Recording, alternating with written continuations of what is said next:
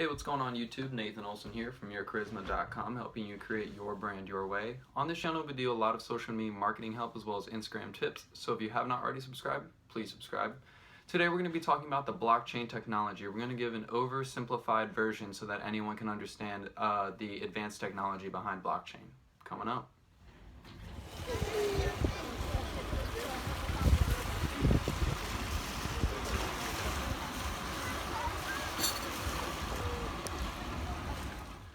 Okay, so blockchain technology, what exactly is it? So blockchain technology is the cornerstone of technical innovation in the most recent years that is utilized by cryptocurrencies and other companies to decentralize and open source content and information across a wide variety of a community. So there's three main factors when it comes to blockchain technology that we're just gonna go over to give you guys a simplified explanation of exactly what it is. Because most people, when they hear the term blockchain, they think it is equal to Bitcoin, which it is not. Bitcoin is a currency that relies on blockchain in order to be a sustainable, decentralized currency.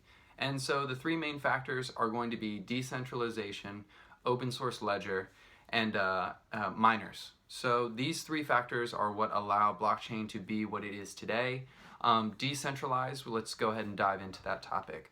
So currently in the present day, we use a centralized information system. And what that basically means is that we use trusted intermediaries in order to hold on to precious information such as home information, credit card information, vehicle or automotive information, medical information, all these types of private and important documentation that are held within trusted intermediaries such as banks, the Department of Motor Vehicles, hospitals, and other trusted companies. And we basically trust these companies as a middle ground between two parties. So for example, if you're going to buy a home, you go to, or if you're going to buy a car, you would go to the Department of Motor Vehicles in order to get the proper documentation, to buy the car or to look up information about the car. However, that's a laborious task, and the problem with centralized information is when it undergoes cyber attacks, the payout for hackers to hack a centralized location is much greater. And basically, let's give a brief example. Home Depot was attacked, and over 56 million customers' identification, credit/debit card information was at risk. And so basically what blockchain does is it decentralizes information by spreading it across nodes within the community. So if we were to look at the Home Depot examples, they are a centralized institution that holds that information on their customers.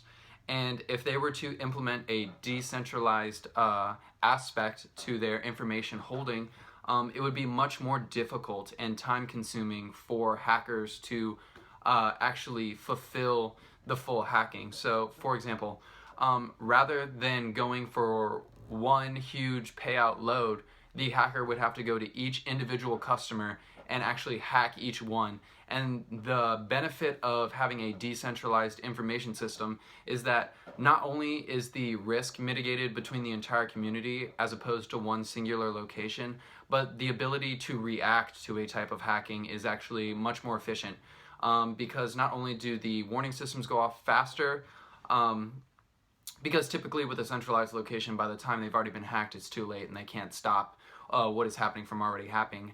But if they were to spread their risk to each individual customer, by the time, let's say, like the 100th customer was hacked, the defense mechanisms would go up and more people would not be at risk of invasion of privacy. They would actually be able to control the hacking, and the overall payout would be a lot less for the hacker, which kind of deters hackers from going towards these certain locations.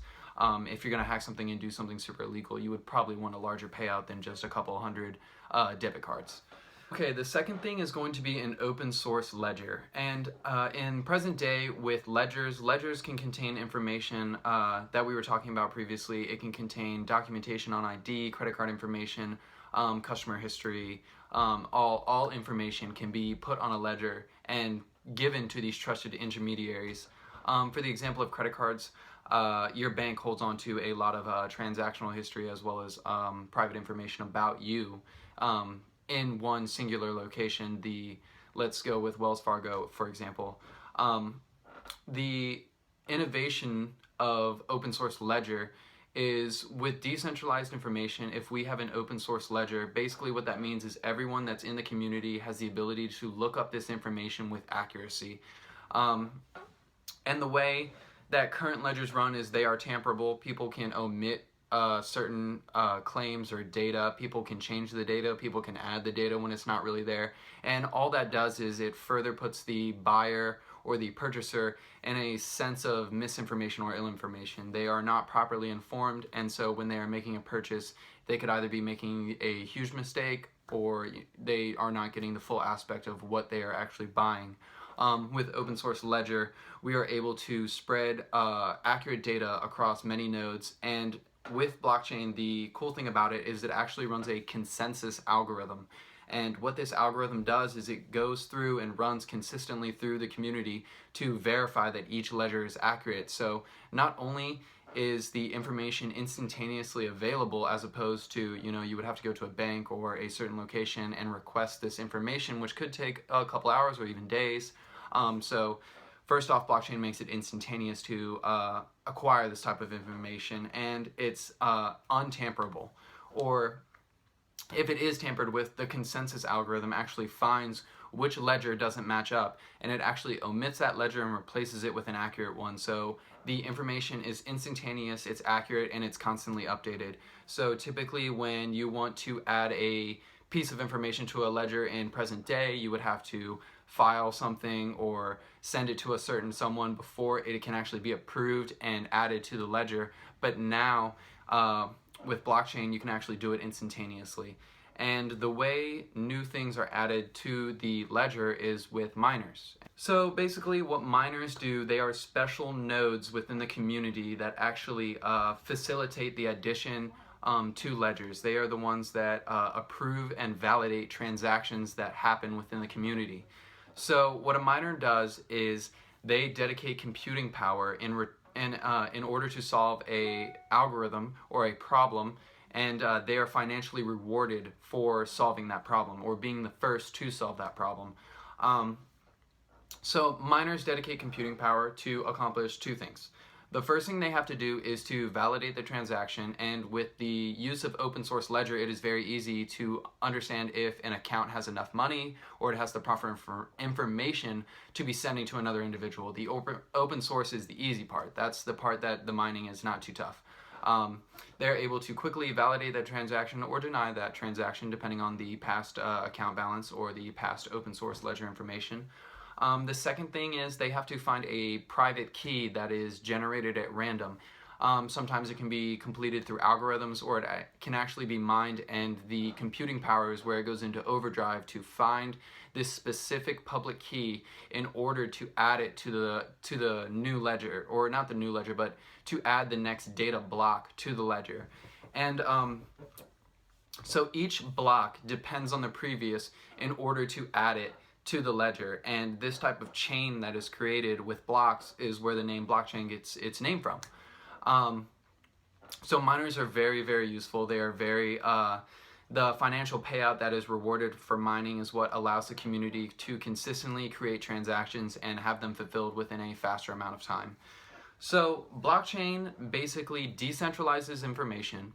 It has an open source ledger so that information can be accurately and instantaneously provided, and the miners actually fulfill the transaction and validate the whole transaction in a much faster and more efficient way than trusted intermediaries do, or with greater accuracy than trusted intermediaries do.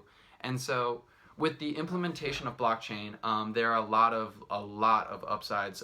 The technology is definitely going to revolutionize the way we trust and the way we store information as well as transact with one another. No longer will we go through this validate first and then I can trust you. We will be moving into the, okay, I can understand and see your recommendations, your past history, your information. I don't even have to validate anymore because there's always trust, because the open source ledger is what allows for trust. So blockchain is in its infancy, and a lot of cryptocurrencies like Bitcoin, they rely on blockchain. So blockchain is not synonymous to cryptocurrency. Cryptocurrency uses blockchain as a tool to build its network upon. And blockchain and cryptos are in their infancy. We can definitely are about to see a huge revolution in the tech world as well as the business world. How this will affect trusted intermediaries, we will have to find out. A lot of people are under the suspicion that maybe these trusted intermediaries will actually lose power. I myself believe they will either change or fail. They will either adopt or be extinct. There's a lot of factors that go into a play. They need to understand that blockchain is here to stay. It's just becoming a widely and global thing. Companies such as Google, Amazon, and Kodak, the photo album, the photo company, and a lot of other companies are investing in blockchain because of the potential it has. The Silicon Valley has gone actually very heavily invested in blockchain. They believe it can revolutionize the world. I myself also am very heavily invested in blockchain. I believe that what it can do for the information on the internet that is typically very malleable will now be with greater accuracy and with more instantaneous. Thank you so much for watching, guys. This is, again, an oversimplified version of blockchain. Blockchain itself is a very complex and technical aspect. If you'd like to know more, definitely do your research. There's a lot of amazing things that you'll find out about blockchain. And every single day there's new things being added to the blockchain world. Companies are very heavily invested, and they're always utilizing it in different ways to better the way we operate in society and spread information. If you guys like this video, please leave a comment and a like. Tell me what you guys want to hear more about. Any questions about blockchain. I'm going to be linking up a blog post that I wrote down below, giving a full simplified description of what exactly blockchain is.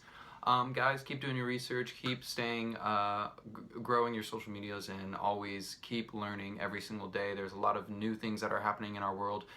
We're very grateful to live in such a technically advanced society, and we're definitely going to see a lot of technical innovations in the years to come. So guys, have a great day and enjoy this video.